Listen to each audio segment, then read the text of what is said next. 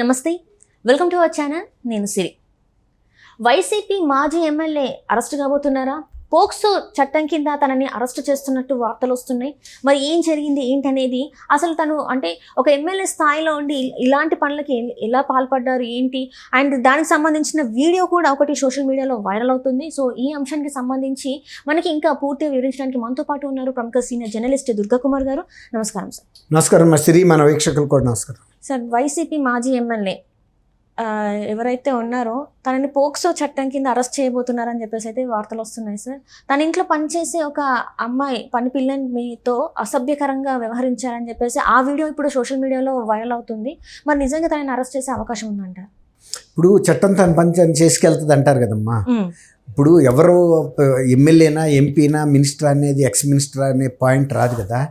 ఇప్పుడు అందులోనూ వ్యక్తిగతంగా నేరాలు, అందులో ఫోక్సో లాంటి చట్టం అంటే సెక్స్ సంబంధించిన నేరం. ఇప్పుడు వాళ్ళ పని మనిషితో గతంలోనే మిస్బిహేవ్ చేసినట్టుగా కేసు నమోదైంది. అది ఇన్నాళ్ళు వీళ్ళు అధికారంలో ఉన్నారు కాబట్టి దాన్ని అరెస్ట్ కాకుండా తప్పించుకోగలిగారు. ఇవాళ ఆయన కూడా అక్కడ డిఫీట్ అయిపోయాడు, వేరే తెలుగుదేశం ఎమ్మెల్యే గెలిచాడు. ఇప్పుడు గతంలో తీసుకున్న వివిధ కేసుల మీద ఉన్న పరిస్థితిని కూడా ఇప్పుడు ప్రభుత్వం సమీక్షిస్తుంది అన్ని సాట్లా కూడా.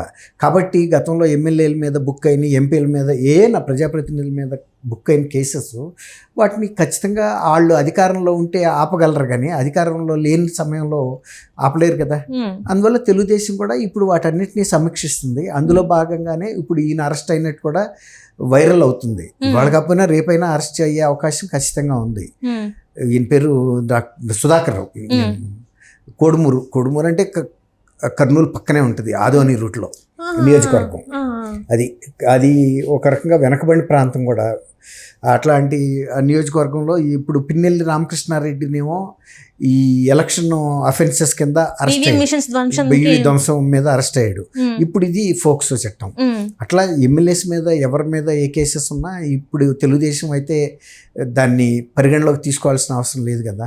అందులోనూ పోలీసు అధికారుల మీద కూడా, న్యాయస్థానాలు కూడా చాలా ఫైర్ అవుతున్నాయి. మీరు ఇలాంటి చట్టాల నుండి అంటే మంత్రుల మీద కానీ, జగన్మోహన్ రెడ్డి గారి మీద సిబిఐని హైకోర్టు, సుప్రీంకోర్టు మందలిచ్చినాయి. మీరు ఎందుకు చర్య తీసుకోవటం లేదు, ఆయన బెయిల్ రద్దు చేయమని అడగటం లేదు, రోజువారీగా విచారణ చేయమని ఎందుకు అడగట్లేదని. ఇప్పుడు మొన్న హైకోర్టు కూడా హరిరామ్ జోగే గారు వేసిన పిటిషన్ మీద స్పందించి రోజువారీ విచారణ చేయమని. గతంలో లాగా నేను ముఖ్యమంత్రిని రాను అనే పరిస్థితి ఉండదు కదా. అట్లా ఆయన మీదే జరుగుతున్నప్పుడు ఎమ్మెల్యేస్ మీద, ఎంపీస్ మీద ఉన్న కేసెస్లో కూడా ఇంకా జాప్యం చేయాల్సిన అవసరం ఏముంది? ఇప్పుడు ప్రజలు తీర్పిచ్చింది కూడా ఈ ప్రభుత్వం, గతంలో జగన్మోహన్ రెడ్డి గారి ప్రభుత్వం అధికార దుర్వినియోగం చేస్తుంది. ప్రజల మీద దాష్టికాలు చేసిన వాళ్ళ నాయకులు దాటిని కేసు కట్టనివ్వటం లేదు, వాళ్ళ మీద చర్యలు తీసుకొనివ్వటం లేదు. కాబట్టి మేము నలిగిపోతున్నాం మధ్యలో. ఇలాంటి ప్రభుత్వం మాకు అక్కర్లేదు. జగన్మోహన్ రెడ్డి గారు అలాంటి వాళ్ళని సమర్థిస్తున్నాడు. అందులో భాగంగానే కదా ఇవాళ నెల్లూరు వెళ్ళి ఆయన్ని పరామర్శించడానికి, ఆయన ఏం ఘనకార్యం చేశాడని ఎలక్షన్లో ఆయన చేసిన నేరం వైరల్ అయిపోయింది, దేశమంతా చూసింది. ఒక ఎమ్మెల్యే వెళ్ళి ఈవీఎం పగలగొట్టడం. ఇప్పుడు ఎవరన్నా అరాచక శక్తులు వెళ్ళి ఎలక్షన్లో ఇట్లాంటి విధ్వంసం సృష్టిస్తారు, కానీ స్థానికంగా ఉన్న ఎమ్మెల్యే వెళ్ళి సృష్టించాడంటే ఏమర్థం? అంటే మీరు ఓడిపోతున్నారని మీకు తెలవబట్టే ఆ రోజు పొద్దున్నే అతను ఆ రకమైన దౌర్జన్యాన్ని దిగాడు. అంటే తను చెప్పిన రీజన్ ఏంటంటే ఈవీఎం మిషన్ లోకి పాము వెళ్ళింది, ప్రజల్ని కాపాడడానికి.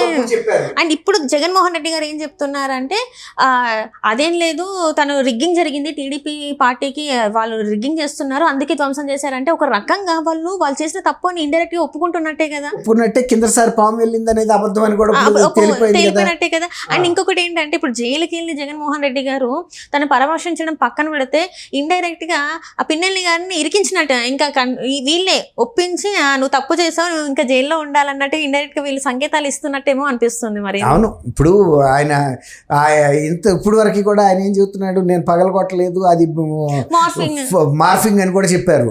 ఇవాళ కాదు, అక్కడ రిగ్గింగ్ జరుగుతుంది కాబట్టి ఇతను దాన్ని ఎదుర్కోవటానికి చేశాడని. ఇప్పుడు ఈయనకి పార్టీ గెలుపు లేదు అనేది ఆయనకు అర్థమైపోయింది. ఆ ఎన్నికల్లో పోలింగ్ బూత్ల దగ్గరికి వెళ్ళినప్పుడు అక్కడ ఎక్కువ శాతం ప్రజలు టీడీపీకి ఓట్లు వేస్తున్నారని అర్థమైంది. అందుకే వాళ్ళతో తగాదా కూడా పెట్టుకున్నాడు. ఒక లేడీని బెదిరిస్తా వెళ్ళాడు. అది పగలగొట్టిన తర్వాత కూడా ఏంటి నువ్వు ఇట్లా దౌర్జన్యాలు చేస్తున్నావు అంటే అది అతనికి అలవాటు. ఆ నియోజకవర్గంలో ఎవరు ఎదురు చెప్పరు. ఆ రోజు ఎన్నికల రోజు ఎదురు చెప్పింది ఒక మహిళ. చెబితే ఆ మహిళా ఓటర్ని కూడా మళ్ళీ వస్తాను నీ సంగతి చూస్తానని బెదిరిస్తా వెళ్తున్నాడు.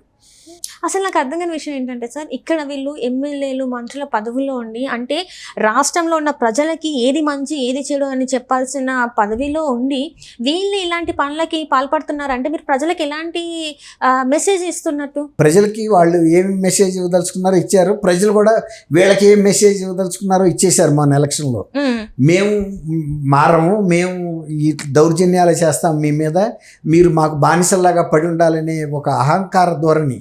ఆయన అంటాడు కదా జగన్మోహన్ రెడ్డి గారు, పేదలకి పెత్తందారులకి జరుగుతున్న పోరాటం ఇదని. ఇప్పుడు ఆ పెత్తందారి వ్యవస్థను వద్దనే కదా ప్రజలు తిరగబడింది. ఇప్పుడు ఆయన అంటాడు మేము ప్రజలకి మేలే చేశాం కానీ అయినా మమ్మల్ని ఓడించారంటే, మేలు చేస్తే వాళ్ళు ఎందుకు ఓడిస్తారు నిన్ను? ఇప్పటికి కూడా ఆయనకి అహంభావం అడ్డం వస్తుంది. నేను చేసిన తప్పులకి బేషరతుగా క్షమాపణ చెప్తున్నానని చెప్పాలి ఆయన. ఒక ముఖ్యమంత్రిగా నువ్వు 5 ఏళ్ళు పరిపాలన చేసి ప్రజలు నిన్ను ఇంత చీత్కరించి ఓడించారంటే జరిగిన తప్పుని బేషరతుగా ఒప్పుకో. ఇంకేందుకు భేషజం? నీకు ఏమీ లేని రోజుల్లోనే సలహాదారులు ఎవడం అంగు ఆర్భాటం లేని రోజుల్లోనే నువ్వు 151 స్థానాలు గెలిచావు. ఇంతమంది సలహాదారులు పెట్టుకుని వేల కోట్ల రూపాయలు 100 కోట్ల రూపాయలు ఖర్చులు పెట్టి పెద్ద అంగు ఏర్పాటు చేసుకుని వాళ్ళు నువ్వు 11 స్థానాలకు పరిమితం అయ్యావు. ఇంకా నేను ప్రజలకు మేలు చేశాను నన్ను గుర్తించలేదంటే ప్రజలు అన్న పిచ్చాళ్ళ. ఎవరు వానపాము అంటే మనకు మేలు చేసేవాళ్ళు, వానపాము అంటే రైతు మిత్రుడు అంటారు, మీకు తెలుసు కదా. అది ఈ విషపురుగుకి వానపాముకి తేడా తెలియదు వాళ్ళకి. విషపురుగుతో ప్రమాదం.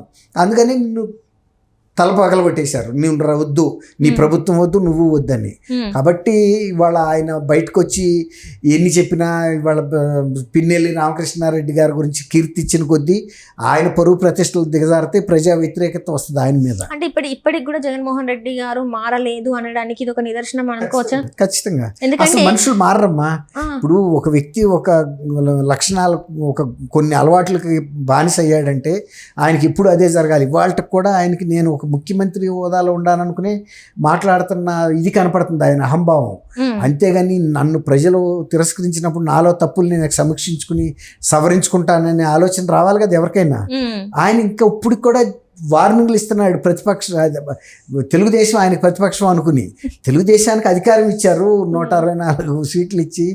అట్లాంటప్పుడు ఇంకా ఆయన గతంలో ఆ 23 సీట్లతోనే ఉన్న తెలుగుదేశం అనుకుంటున్నాడు. నువ్వు ఇవాళ ప్రతిపక్షం అనేది ఆయన మర్చిపోయాడు. ఇంకా నేను చీఫ్ మినిస్టర్ గానే ఉండాలని అనుకుంటున్నాడు. అది అంటే ఇప్పటి వరకు ఇన్ని జరిగాయి. ఇప్పుడు ఒక్కొక్క కేసు పడుతుంది, ఒక్కొక్కరు మెల్లిమెల్లిగా జైలు బాట పడుతున్నారు. మరి నెక్స్ట్ జగన్మోహన్ రెడ్డి గారి టైం వచ్చింది అనుకోవాలా?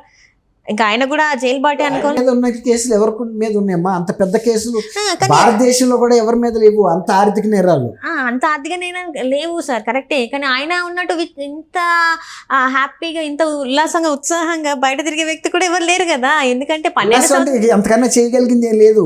ఇప్పుడు బెయిల్ మీద 12 సంవత్సరాలు ఉన్న వ్యక్తి కూడా ఈయననే కదా. అవును, ఈయనే. అందుకే అన్నా ఈ బెయిల్ ఏ రోజైనా రద్దు అవ్వచ్చు. తర్వాత రోజువారీ విచారణ జరిగిన తర్వాత ఆయన బెయిల్ రద్దు అయితే అరెస్ట్ అవ్వాల్సి వస్తుంది. అవసరమైతే కోర్టు కూడా జైల్లోనే ఏర్పాటు చేస్తారు, ప్రత్యేక కోర్టుని. Right sir, right. Thank you so much.